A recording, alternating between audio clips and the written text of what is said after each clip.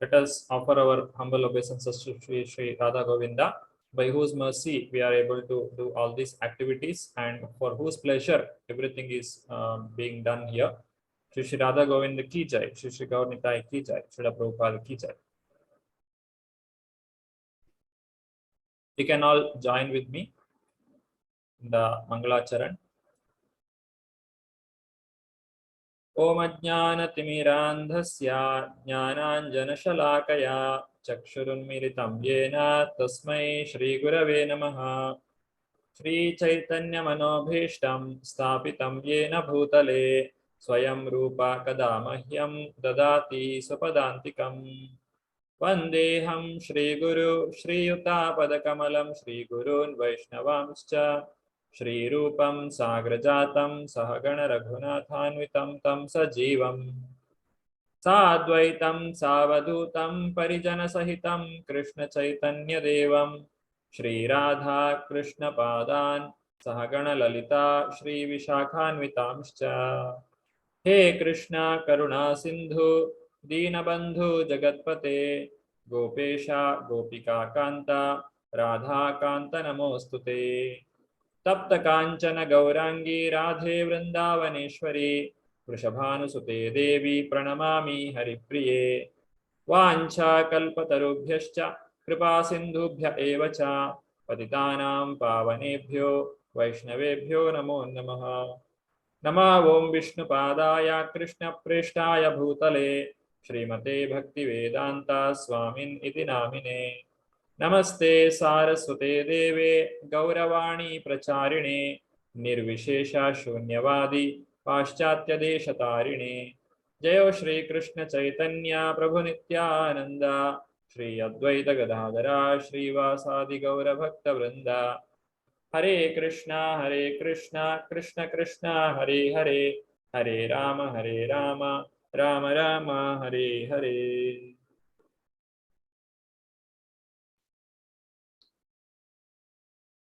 So there are totally 4 Lahari in this Nectar of Devotion. First Lahari is about Samanya Bhakti, which is given in the preface and chapter 1, that is talking about the Bhakti Rasa, and the introduction is talking about the Mangalacharan and definition of pure devotional service, Anyabhilashita Shunyam.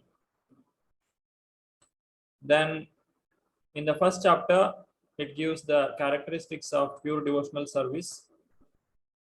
Then the second Lahari begins from chapter 2 to 16, where we are having 64 items of Bhakti. The first part is, it is again divided into 2 parts. One is Vaidhi, other one is Raganuga. Second chapter to 14 is Vaidhi and 15 to 16 is Raganuga. Then from second chapter onwards, we have principles of sadhana bhakti. And third chapter is about eligibility for accepting the devotional service. That is the mercy of the devotee and the intense eagerness by the practitioner. Next, advancement in the Vaidhi Bhakti. It is depending on the faith in the scriptures and the knowledge of the scriptures. So for beginning, we have to have eagerness, and for advancing, we should get the knowledge. Then how the pure devotional service is completely free from liberation and sense gratification is explained in chapter 4. Chapter 5 is explaining about pure devotional service, how it is self-sufficient. There is no atonement needed, or the birth doesn't matter.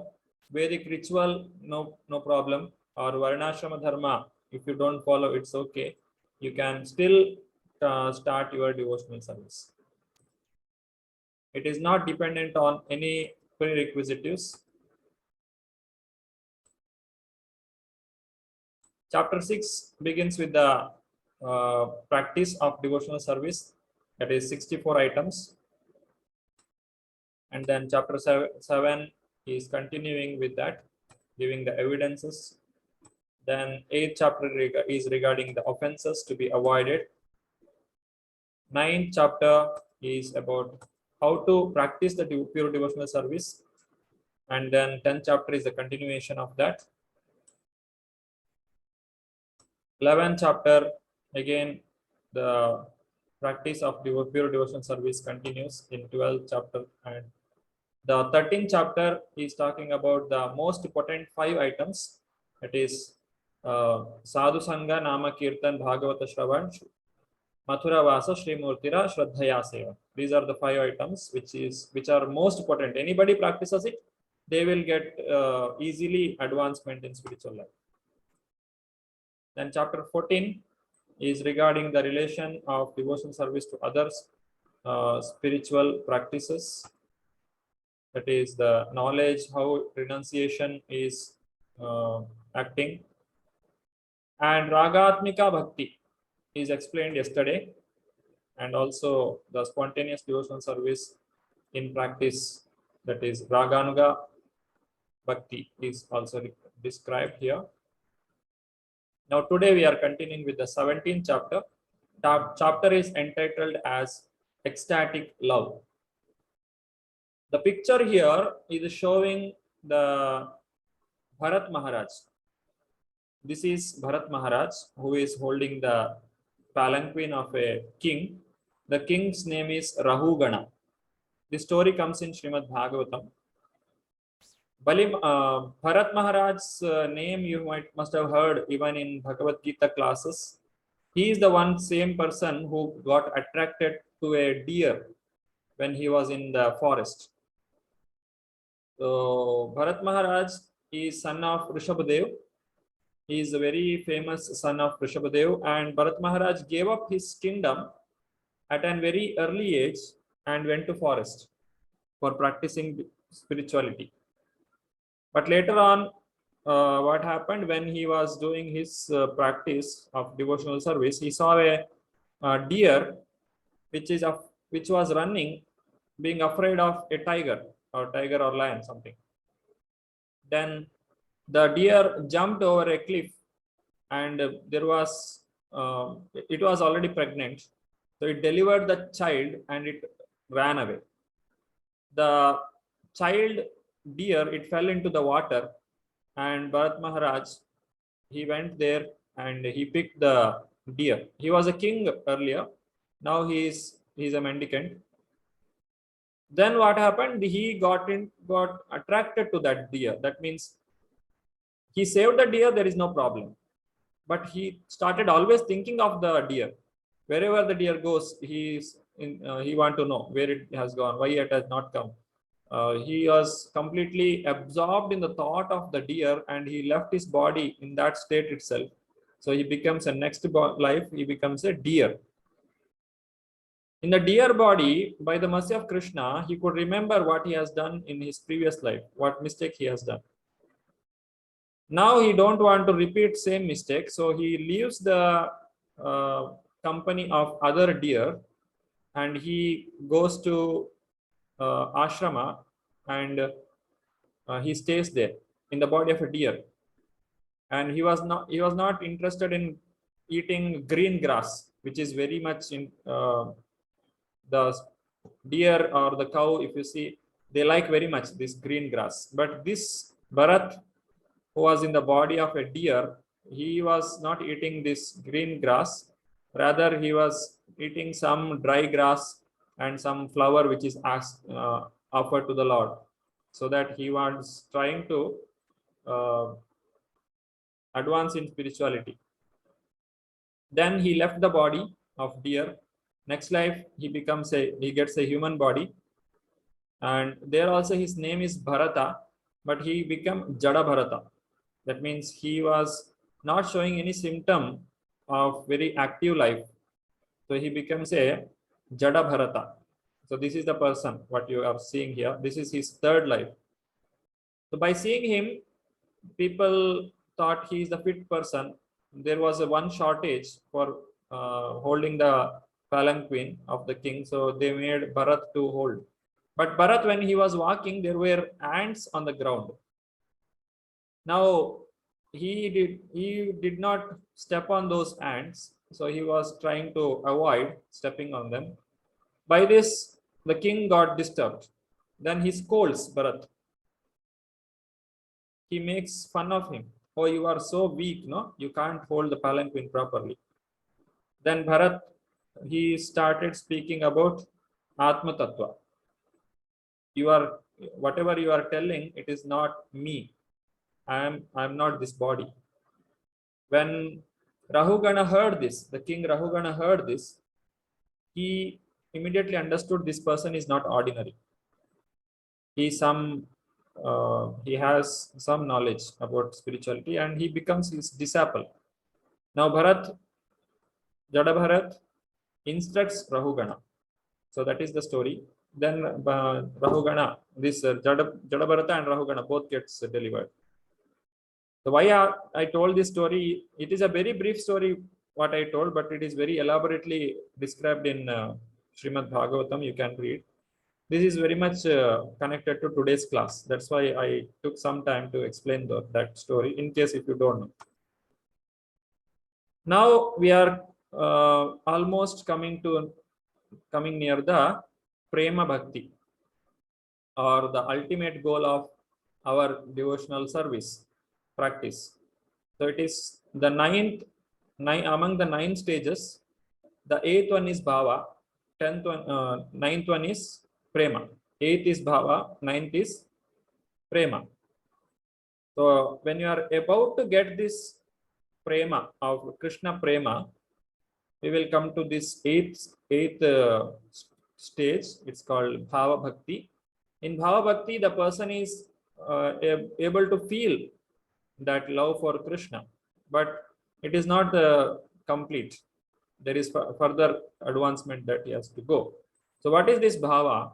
The definition says in Chaitanya Charitamrita Madhya Leela 23rd chapter 5th sloka, when devotional service is situated on the transcendental platform of pure goodness, it is like a ray of sunlight of love for Krishna. At such a time, devotional service causes the heart to be softened by various states, and one is then situated on bhava emotion. This bhava is considered, or it is compared with the sunrise. When the sun rises, there is light even before we see the sun. That is called as Arunodaya. There are 2 things. One is Suryodaya, other one is Arunodaya. Arunodaya means actually the Aruna, he is a brother of Garuda. Garuda is a vehicle of Lord Vishnu.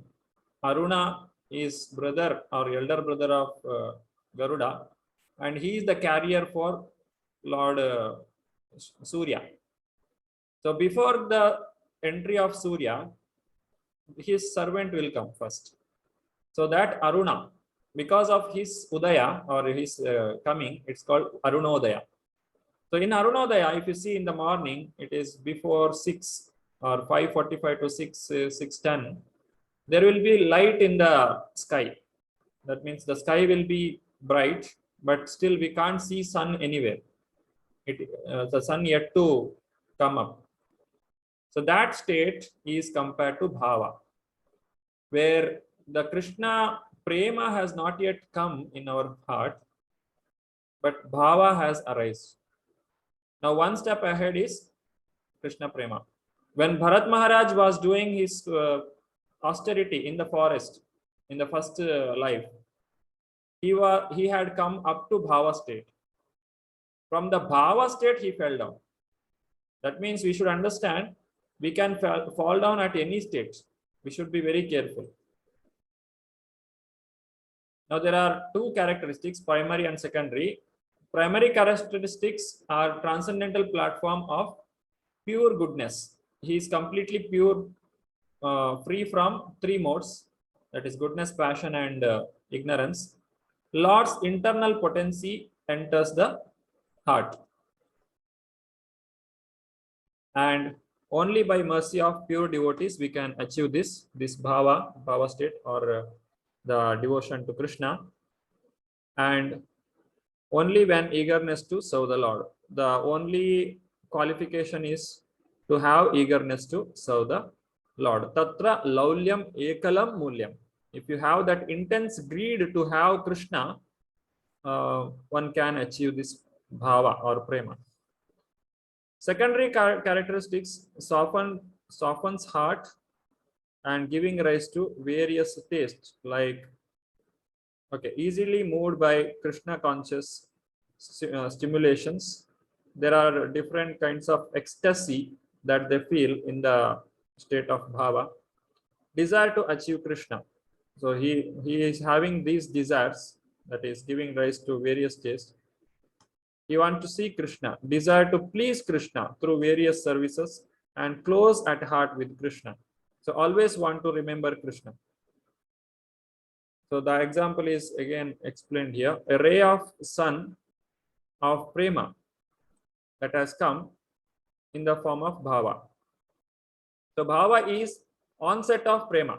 It is just before prema bhava comes. Like dawn is onset on day. That is just before the sunrise. How is this different from sadhana bhakti? Sadhana is executive. You have to put your endeavor. But bhava is effective. That means if small children, you don't have to ask them to play. They play naturally. Whenever they get time, if you see, small children start playing. So that is their natural tendency. So that happens spontaneously. So similarly, sadhana means you have to practice. If you want the child to study for the exam, somebody should stand next to the child and make him or her to study. But bhava is effective. It comes spontaneously. Just like the attraction between boy and girl is also spontaneous. Nobody has to teach them. Similarly, children getting into play, it is natural. Nobody has to ask them to go and play. Nature of bhava permeates our consciousness to such an extent that it appears to be one with the mind. Iron rod in fire. Now, what is this iron rod in fire? If you heat the iron by keeping inside the fire, the iron becomes red hot. A red hot iron is as powerful as the fire. You can use it for such purposes. That is, if you use this iron and keep it on any object, it will burn it. So that is the nature of red hot iron. So it is almost fire. It is as good as fire. And this state is called as samadhi. Now, how to achieve this bhava? There are two parts. Either you can practice sadhana bhakti.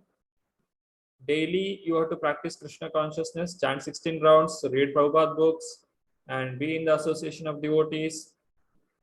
That is Vaidhi sadhana bhakti and Raganuga sadhana bhakti. These are the two parts. This we have already seen. What are they?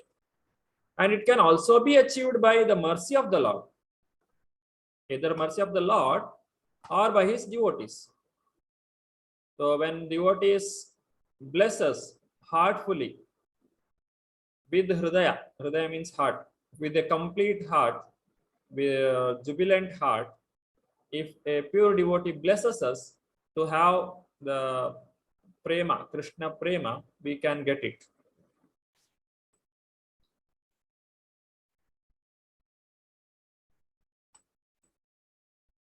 Now, Vaidhi sadhana bhakti, there are examples like the Narada Muni's example comes in first canto of 5th chapter of Srimad Bhagavatam, where Narada Muni comes in contact with the Bhakti Vedantas. Bhakti Vedantas are the pure devotees of the Lord. And when he came in contact to them, he got he learned how to practice Krishna consciousness. Then he practiced it. That is sadhana. After practicing Krishna consciousness, he got liberated. And even Kapila Dev, he speaks to his mother, Devahuti, in Srimad Bhagavatam. A neophyte has to serve and associate with an advanced devotee. So by serving advanced devotees, we will advance in our spiritual practice. And what is the result? We get these three things. One is attachment, love, and devotion to Krishna. That is the effect of sadhu sangha. Then one more is Raganuga Sadhana Bhakti.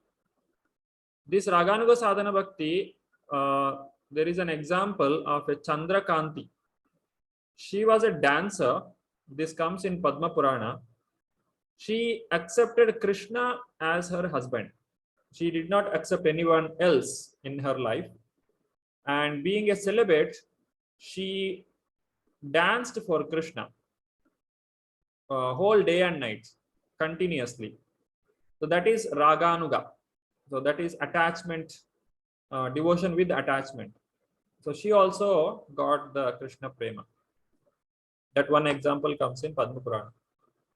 Then the second part is through the special mercy of Lord and his devotee, that we'll see in this slide. So through the special mercy, the Lord's mercy can come through different ways. There are three ways. One is called Vachika, that is by speaking. When the Lord blesses someone, just like Krishna blessed Narada Muni, that is coming in the Narada Purana, where Krishna blesses Narada Muni, may you have devotion, may you have Krishna Prema. So that is Vachika. And Darshana, by seeing, glancing. Jangala is a province which is coming in India itself. Earlier, there, I don't know exactly which place now it is. Kuru, Jangala. If you see Srimad Bhagavatam, when Krishna is traveling from Hastinapura to Dwarka, I think so, there is some name comes, how Krishna traveled, what are the different places he gone through. So like that, when he was going, the inhabitants of this Jangala, they got darshan of the Lord. This comes in Skanda Purana. They all become devotee. How they became devotee? Just by seeing the form of the Lord. Then Hridaya, that is heartfelt blessing of the Lord, where Shukadeva Goswami got blessings of the Lord when he was within the womb of his mother. As we all know, in Srimad Bhagavatam it is given, Shukadeva Goswami stayed inside the mother's womb for 16 years. He did not come out. Because he was a yogi, he could do that. And he knew that as soon as he comes out, Maya will attack him. When we are inside the womb of our mother, Maya doesn't attack us, and that illusion will not come. But as soon as we come out, we get into illusion. We forget how much trouble was there inside mother's womb, and we will start a new life.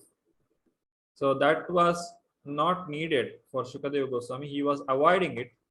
Then later Krishna came and blessed and told him that Maya cannot touch you. Don't worry, you come out.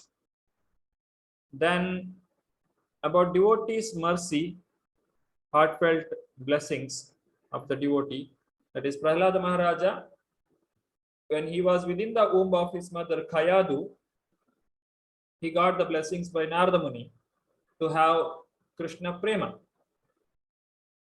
So even after coming out, Prahlada continued to remember the Lord, and he achieved the perfection of life. And Nrigari is another example. He was a hunter. He was half killing the animals, and when the animal is throbbing with the pain, his life has not gone, but he is no more be able to live. He has wounded the animal so much. By seeing that, this Mrigari was getting certain kind of pleasure. It's like you're giving too much pain to someone, and when they are suffering, you enjoy. That is asuric way of enjoyment. This Mrigari was like that. But Narada Muni wished good for him, and he advised him, you give up this job and you practice Krishna consciousness. Then he asked, Narada Muni, if you are telling that I will practice Krishna consciousness, but who will take care of me? If I break my bow, if I throw it away, who will take care of me? Who will feed me?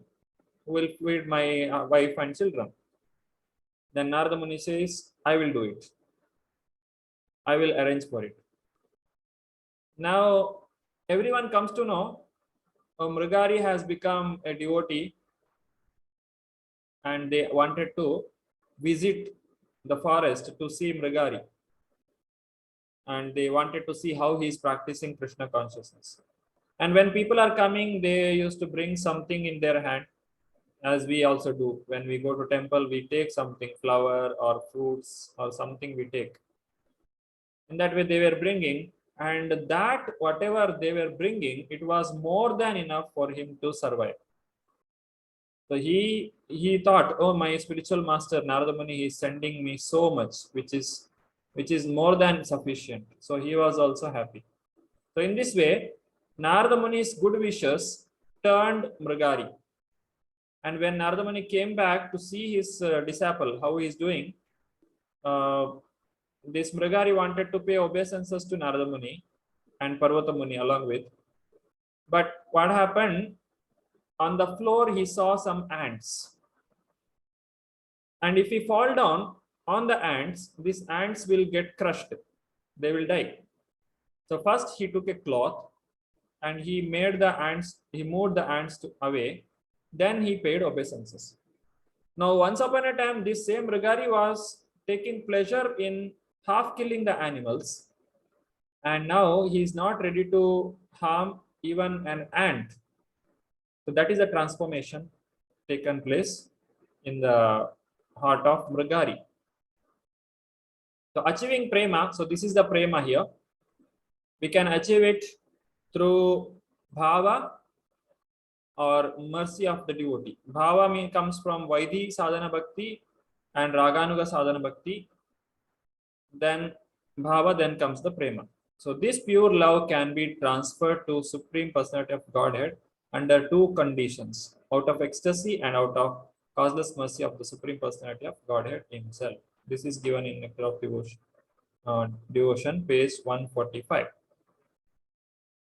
This is about 17th chapter in brief. Now coming to 18th chapter, character of one in ecstatic love. This is the image Shukadeva Goswami talking to Parikshit Maharaj about Srimad Bhagavatam. Now, character of one who is in the ecstatic love, that is Bhava Bhakti. There are 9 characteristic traits possessed by a genuine Bhava Bhakta. First one is called Avyartha Kalatvam. Okay, now one more thing we should understand. Somebody may imitate. In prema, if you see, people are so ecstatic when they just hear the name of the Lord, or even if they see a peacock feather, they will faint. Just like Chaitanya Mahaprabhu, when he went to see Lord Jagannath, he fainted. He just cannot hold that ecstasy. The Krishna prema is experienced by the jiva or the soul, and this external body what we have, this body is not capable of holding that. Just like if you have a small bulb and if you supply a very high voltage in that bulb, what will happen? The bulb will burn away. Similarly, the love of Godhead, it is so intense, so powerful that when it awakens, our body cannot hold it. So the person faints. But fainting can happen even otherwise also for so many reasons. So if somebody faints, that we cannot say that he is in Bhava Bhakti or he is in Prema Bhakti. So how to check or how to understand one who is in Bhava Bhakti? These are the characters. Avyartha Kalatvam. A devotee will never waste a single moment, a single second also. He has no time for movies. He has no time for sense gratification or chit-chatting with friends. He has no time for any kind of sense gratificatory activities. So if somebody is doing all these things, that means they are not in the Bhava Bhakti. A devotee in Bhava Bhakti is doing avyartha kalatvam, utilizes time in devotional service completely. So this cannot be imitated. Somebody can imitate like fainting, but this cannot be imitated. Shanti, or reserved and perseverant, that is tolerance. He is very tolerant, like Parikshit Maharaj. He tolerated the heat of Brahmastra, and he tolerated the curse of the Shringi, who is a son of Shamika Rishi. If you have heard first canto of Srimad Bhagavatam, you will know all these stories. And Virakti, that means he is completely detached from material attraction. This is in Bhagavatam 5th canto, the Bharat Maharaj, what I explained in the beginning. Then Mana Shunyata, pridelessness. He will not expect any pride, any honor by anybody. He doesn't have any pride. He's fully humble. That is King Bhagiratha. When he wanted to bring Ganga to earth, he was ready to do any service to anyone. So he pleased so many people just for bringing the Ganges water or Ganga to earth. And there is one more example of Lal Babu in Calcutta. He was a landlord. This is given in Chaitanya Charit, this Bhakti Rasamrita Sindhu book by Prabhupada. What happened? He was very rich man. He was a landlord. He was a politician also. But he renounced all these things, his position, everything, and he started staying in Vrindavan. And he was living a life of mendicant, and he was going for alms. Alms means the person goes to a certain number of houses in a day, and whatever they give, he will accept. There is no separate cooking for himself. So this Lal Babu also did the same. When he was in Vrindavan, as a mendicant, he was begging even from the house of his enemies, his political enemies, and they all were happy to see him being a mendicant. Asha Bandha, that is certain that Krishna will bestow mercy on him. This is given in the Rupa Goswami's prayer also. That is, he has hope against hope. It is told, one day Krishna will definitely show his mercy upon me. That strong faith is there. Eager to serve Lord faithfully. That is the sixth point. Bilo Mangal Thakur has written Krishna Karnamrita. It is in that book he has explained how a pure devotee eagerly serves the Lord faithfully. Namagane Sadaruchi, always attached to chanting. Namagane Sadaruchi, maybe chanting or Sankirtan or Japa or any service to the Lord. Namagane Sadaruchi. This is also explained elaborately in Krishna Karnamrita. And eighth one is eager to describe the qualities of the Lord. That is Kirtan. Kirtan means not only Hare Krishna mantra, what we do in temple. Hare Krishna, we sing by using a tune. That is Kirtan. Kirtan also means the stuti or the glorification of the Lord,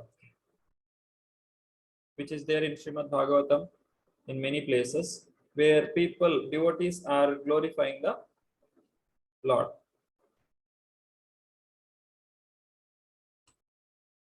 Then attraction for living in a place where Krishna has pastimes, that is Mathura Vasa.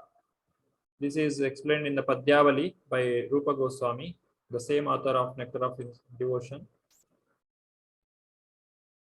So these are the list. Avyartha Kalatvam, utilization of time. Don't waste single moment. Shanti, be tolerant. Virakti, detachment. And Manya Shunyata, pridelessness. Asha Bandha, great hope against hope. And Samutkantha, that is very eager for achieving desired success. Namagane Sadaruchi, always chanting or attached to chanting Hare Krishna mantra. And Asakti Tad Guna Khyane, that means eagerness to glorify Krishna's qualities. Then Pritis tad vasati stale, attraction for living in Dhama. So these are the 9 characteristics of prema. Oh, sorry, bhava. Now continuation. Can a neophyte or non-devotee exhibiting signs of bhava, which is called rathya bhava, semblance of ecstasy, is it really possible? No. Why? If sincere devotees only cannot achieve this, don't attain bhava, how can non-devotees? Never possible. Therefore, they exhibit only reflection of bhava. It is not actual bhava. So this is called rathya bhava or reflection. There are 2 types. One is pratibimba or reflective, where person has corrupt motive but intense practice. Now I am doing Krishna consciousness. I am chanting this 16 rounds every day, but I have some motive in my heart. I want to improve my job. I want to get some promotion, or I want some money. Something is there, even though he is not directly coming and asking. Then the person has some motive while doing the Krishna conscious activities. Achieving prema is not his uh, goal. He has some motive. Then that is pratibimba, and one more is called chaya or shadow. Okay, so he has corrupt motive, and he, in association of advanced devotees, only he may show these ecstasies. It's like when I am in the association of devotees, I do all practices properly. I get up early in the morning, I chant, everything I do properly. But when I go away, it is not there. That means it's a pratibimba, it's a reflection where actual credit doesn't come to me. It goes to those people with whom I associated with. Then one more is called chaya or shadow.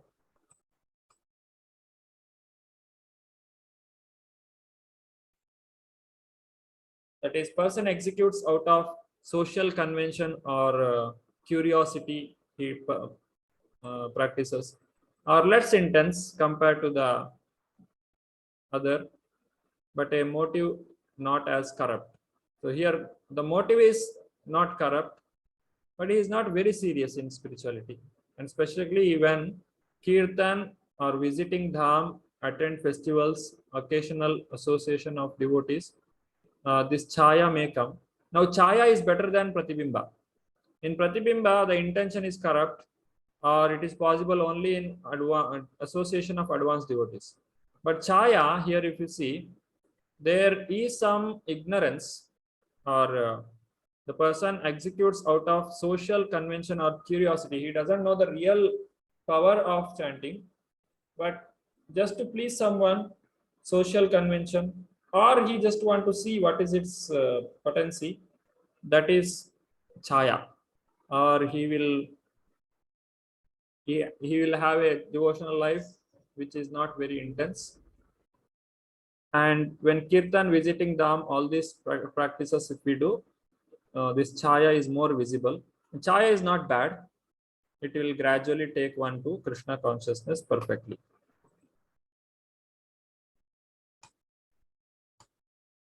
Now this rathya bhava, or which is imitation, how we can convert into genuine?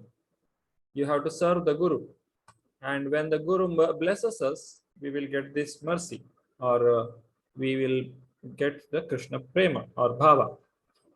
But if we do offenses at the lotus feet of the spiritual master, then it will block. Whatever we have done, practices, everything will be wasted. Whatever attachments, real or imagined, will disappear and wane. It will come down. The worst offense is waiting to be one with the whole. That means impersonalism. That is greatest offense towards the holy name.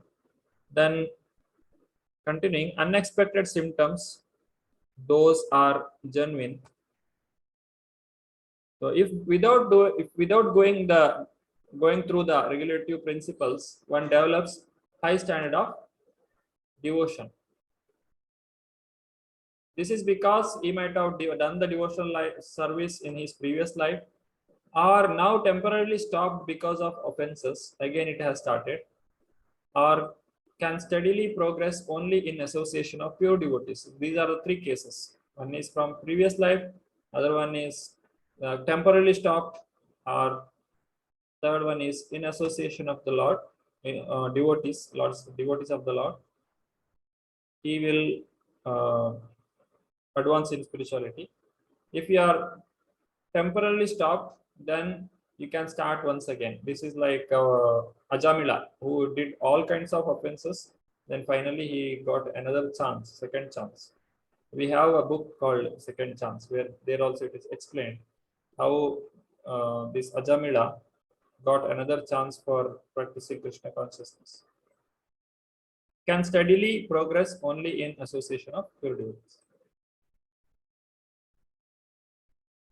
If person in Bhava platform has faults, now if somebody is in Bhava platform, but he has some fault in him, which is visible, in such cases, is it serious? No. Because lingering traces may momentarily manifest. Because he has just joined, he may have some problems, but we should not make fun of it. How should one see it? You have to oversee it or disregard the faults, or very soon will become perfect by force of his devotion. So he will also become devotee. So there is no point in hurting or you're talking negatively about them. In Narasimha Purana, these faults are compared to the spots, the what is it called, pock marks on the full moon. It will not reduce the brightness of the moon. The illumination cannot be checked by pock marks on the full moon. If you see full moon, there are some dots, some black things, but it will not stop the moon from giving the light. Now coming to the last chapter of this Nectar of Devotion, that is 19th chapter, Devotional Service in Pure Love of Godhead, that is Krishna Prema. Devotional service in pure love of Godhead, Prema Bhakti, the ultimate goal of life. What is the definition given by Chaitanya Charitamrita? Krishnadas Kaviraj Goswami has written this book. When that bhava softens the heart completely, becomes endowed with a great feeling of possessiveness in relation to the Lord, and becomes very much condensed and intensified, it is called prema. So the attachment increases more and more. Primary characteristic is intensified, fully mature state of bhava. Secondary characteristics are completely softens the heart.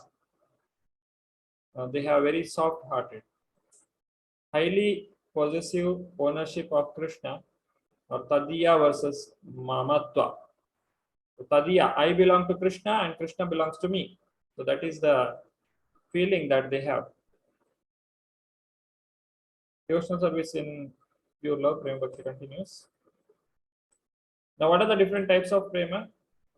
One is called Mahatmya Jnana, and other one is Kevala Jnana, or unmixed pure. This is mixed with knowledge. Mahatmya Jnana example, we can give the example of Lord Hanuman. When Hanuman, in the presence of Lord Ram, Sri Ram, he will not go and sit next to him and eat or take food, because that Mahatmya Jnana is there, or he is acting like a dasa of the Lord. But Arjuna can do it because he is in the Sakya Bhava. So that Mahatmya of the Lord, by thinking the Mahatmya of the Lord, just like the Lakshmis in Dwaraka, they worship Krishna because, by considering him as the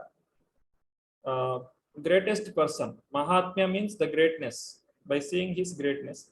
And Kevala means the devotees of Vrindavana, they are doing Raganuga Sadhana Bhakti. and also the example of Chandrakanti, which is there in Padma Purana. Achieving prema, how to achieve?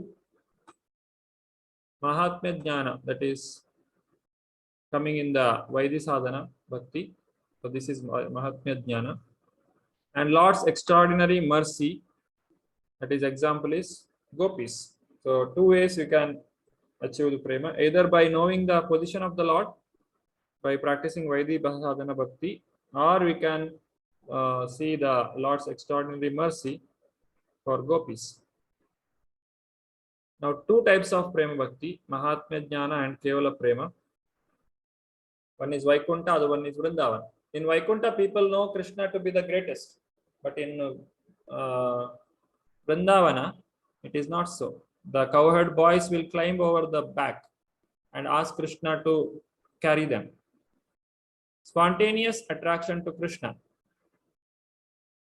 which is said to be due to the extraordinary mercy of the Lord, can be placed under two headings. So these are the two headings.